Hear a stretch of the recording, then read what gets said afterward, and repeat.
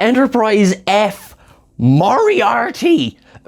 I am still reeling, and I do love the fact that the response from Twitter has been a veritable storm of happiness. It's been wonderful to see, because it's so nice when you see so many people coming together because they enjoy a certain thing. So I will, however, there's a little bit of Picard news that's come out since, so I'm going to get to that now in a minute. Right now, what we're going to do is we're going to go through the various bits of news that came out of the panels yesterday, starting with Star Trek Prodigy. The very first and biggest bit of news to come out of yesterday is Ronnie Cox is returning to Star Trek as Admiral Edward Jellico. Obviously, we remember Jellico from the kick-ass Chain of Command, where he takes over the Enterprise D and, his catchphrase becomes, "Get it done." There's been a great debate ever since that episode came out of, was he right or was he wrong? He was about the polar opposite of Captain Picard when he was in charge of the Enterprise. Actually, he was just concerned with making sure the ship ran efficiently. He was not concerned with looking after the crew and holding hands, as he says to Deanna in that, frankly, great scene in the ready room. It's not that I enjoyed seeing Marina Sirtis get a smackdown from Ronnie Cox. It's that he made a fair point. He was like, we're dealing with the potential of a war about to explode, and I don't really have time to be seeing if Ensign such and such needs a hug. Gonna leave that to you. Right, that's his Chain of Command character. He has now been promoted to Admiral, which was actually teased in Star Trek Lower Decks. So some of the cutbacks to the Federation News Network, they have those news tickers going along the bottom, and one of them says Jellico gets promotion. Well, we're seeing it here. It's going to be a recurring role in the second half of season 1. So that's good. So it's not just a one and done, which I'm really excited about. I really like Jellico. I do. I mean, he's a bastard, but he gets it done. So really excited to see what role he's going to play within the greater scope of Star Trek Prodigy. How does he cross over into the mission with the Protostar? Is it all via talking to the Dauntless? Remains to be seen. We're actually going to do a separate video altogether to break down the teaser for Star Trek Prodigy that was released as well. So if, in case you're wondering, why am I jumping on so quickly from Prodigy? There's going to be its own video, so don't worry about that. But one thing I will say, if any of you can get your hands on a Murph plushie for me, please reach out. I want one so badly. Next, we're going to move to some of the Star Trek Picard news that came out since we did our breakdown trailer. The panel has been posted online. You can find that on YouTube. Again, we get that idea hammered across that no one is safe and this is the end of a saga. Marina Sirtis spoke about the fact that she can't discuss any of her storyline because that is all wrapped up in the stuff they can't talk about. Now that to me supports the theory that I had from the trailer breakdown, which is that Troy is not very safe in this season. It does make me a little bit worried for her future. Brent Spiner says that lore returns in a very complicated way. As of yesterday, we had no imagination that Moriarty, for example, would return. Is all of this in a simulation? Is that how we get older lore? Is that how Moriarty comes back? We've no idea. I mean, I could tell you right now, I was not expecting Moriarty to make a return in Star Trek Picard. And yet, they also said that the big kind of holy moment of Picard was not revealed in the trailer. So even that begs the question of, from what we've seen, what if that is even a thing? You know, like, have we seen anything of the actual plot of the season? Or is it just, here is the most interesting little teasers to get you hooked? I am absolutely fascinated with where Picard is going to go. However, as well, it looks like Patrick Stewart may have dropped a little bit of a spoiler at the end of the panel. While they were kind of wrapping up, Brent Spiner made a joke about how, you know, the actors, well, we're all still alive.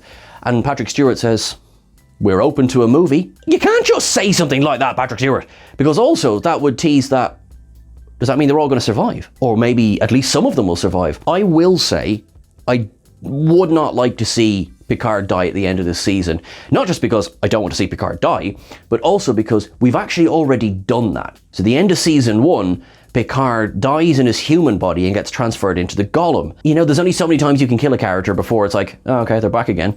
And of course, just after I finished filming the news video, Jonathan Frakes went and dropped a little bit of a doozy on Twitter, didn't he? Star Trek on Paramount Plus's Twitter account tweeted out The final journey starts February 16th. Jonathan Frakes quote tweeted it and said, well, maybe not final journey. You can't just be doing that. We're going to have months of this, aren't we? Oh my God, my heart's not able to take this. One last little bit. When questioned on the relationship between Riker and Picard this season, Jonathan Frakes teased that if you've seen the movie Crimson Tide, you'll know that there was a very antagonistic relationship between Gene Hackman, who was the captain of the submarine, and Denzel Washington, who played his first mate.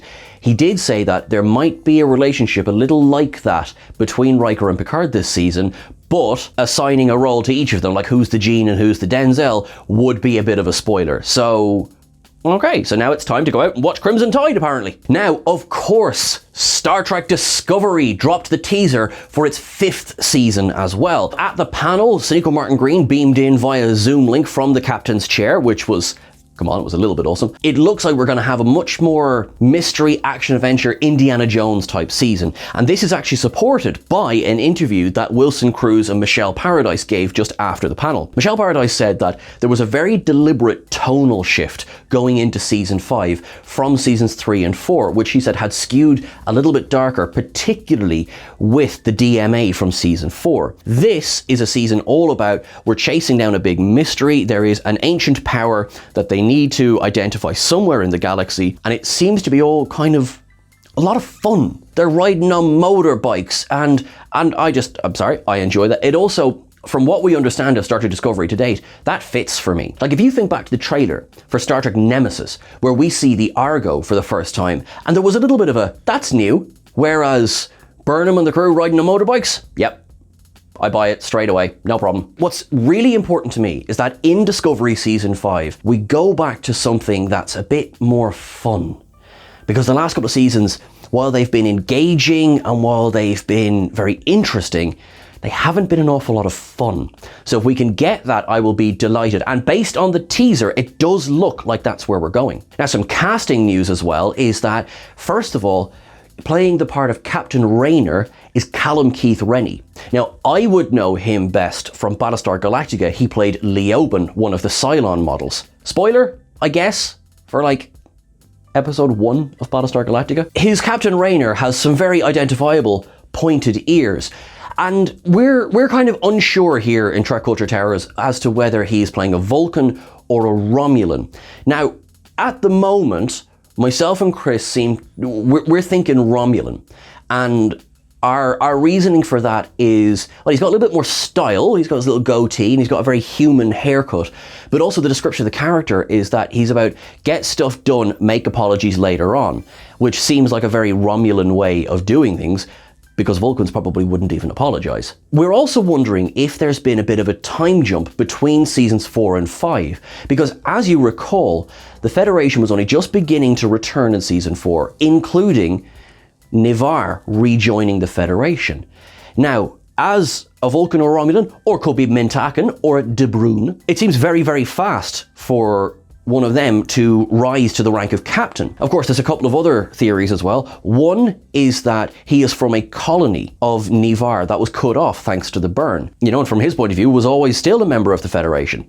You know, all we had to do is just change uniforms. So that's one theory. Another one is that perhaps whatever the military force of Ni'Var was gets amalgamated into Starfleet as well. And a bit like the Bajoran militia, Colonel Kira held the rank of commander in Starfleet. It could be something similar here. It's one such teaser that there will be a time jump. Another one is that the return of David Ajala as Book is teased in this clip. We know at the end of season 4, he was going off, you know, he was penitent, he had to make up for his actions. It did seem like it's going to be a while before I see you. I do hope that the fun Book returns. And I realize that maybe that's a very harsh thing to say, but my issue with season 4 was the sort of the backing and the forthing and the, you know, he's doing this week and he's doing that this week. And, you know, the character was a bit all over the place. And the impressive storyline dealing with mental health and trauma was good. It did drag on far too long. So not that we can't touch on that again. But my point being, if we're getting Book back, can we kind of have the season 3 fun Book again? Now, in other casting news, we have Eve Harlow and Elias Toufexis.